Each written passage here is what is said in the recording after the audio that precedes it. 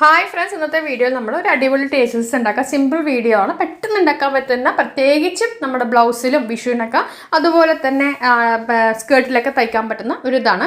അപ്പോൾ എന്തെങ്കിലും വെച്ചിട്ടൊരു സർക്കിൾ നമ്മൾ എടുത്തിട്ടുണ്ട്, പിന്നെ ഒരു ഡോറി ഉണ്ടാക്കിയിട്ടുണ്ട്. നമുക്കിങ്ങനെ കുട പോലെ ടേസൽസ് നല്ല ഭംഗിയിൽ കിട്ടുന്നത് പലർക്കും അറിയാമായിരിക്കും, പക്ഷേ എന്നിരുന്നാലും ഞാനിപ്പോൾ ഒരെണ്ണം ഇടുന്നേ ഉള്ളൂ.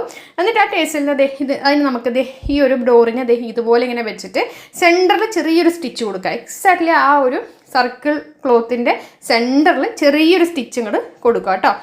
അതുപോലെ നമുക്ക് ഈ 4 എണ്ണം ഒറ്റ ഡോറിൽ തന്നെ നമുക്ക് വെക്കണം.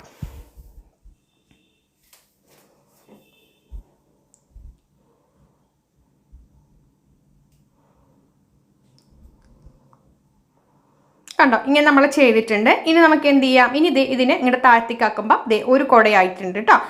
ഇനി നമുക്ക് എന്ത് ചെയ്യാം, അടുത്തത് മേലേക്ക് നമുക്ക് വെക്കണമെങ്കിൽ നേരെ അടുത്ത സർക്കിൾ എടുത്തിട്ടുണ്ട്. എന്നിട്ട് അതിന് നല്ല വശം ഉള്ളിൽ വരത്തക്ക രീതിയിൽ ഇതുപോലെ ഇങ്ങനെ വെക്കുക. ശേഷം ഇങ്ങനെ മടുക്കുക.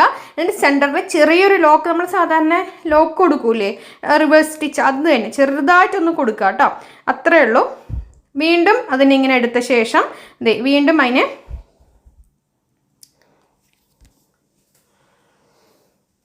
താഴത്തേക്കാക്കിയിട്ടുണ്ട്. ഇനി നമുക്ക് അടുത്തത്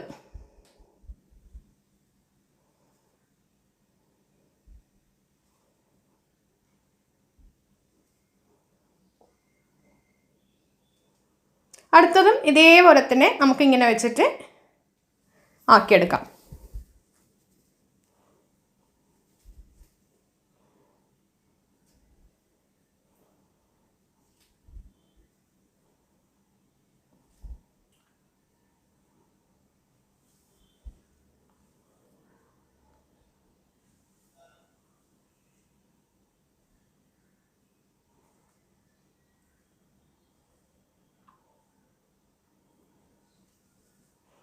അപ്പോൾ അടുത്തതാക്കിയിട്ടുണ്ട്. ശേഷം നമുക്ക് അതിൻ്റെ നൂല് കട്ട് ചെയ്ത ശേഷം അത് നമുക്കിങ്ങനെ താഴ്ത്തിക്കാക്കി കൊടുക്കാം കേട്ടോ. ഇനി അത് കഴിഞ്ഞിട്ട് അടുത്തത് വീണ്ടും. അപ്പം നിങ്ങൾക്ക് ഈ സർക്കിളുകൾ നമ്മളിങ്ങനെ കട്ട് ചെയ്യുമല്ലോ, ചില തുണികൾ അതിൻ്റെ നൂലിങ്ങനെ പിഞ്ഞു പോകും. അപ്പം നമ്മൾ എന്ത് ചെയ്യുമെന്ന് അറിയാം, നമ്മളിങ്ങനെ ഗ്ലാസ്സോ ബൗളോ അല്ലെങ്കിൽ ഒരു കുപ്പി വെച്ച് നമ്മൾ സർക്കിൾ കട്ട് ചെയ്തെടുത്ത ശേഷം അതിൻ്റെ ആ ചുറ്റും നമ്മളൊരു ചെറിയ മെഴുകുതിരി വെച്ചിട്ട് മെല്ലെ ഒന്ന് ഇതാക്കുക.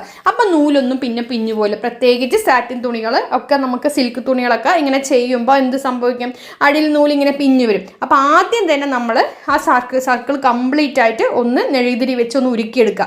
എന്നിട്ട് നമ്മൾ ഇതുപോലെ ചെയ്തെടുക്കുകയാണെങ്കിൽ പിന്നെ അത് നല്ല പെർഫെക്റ്റ് ആയിട്ട് ഇരിക്കും കേട്ടോ. ഈ ഒരു തുണിയിൽ പിന്നെ അങ്ങനെ പിഞ്ഞു പോവില്ല.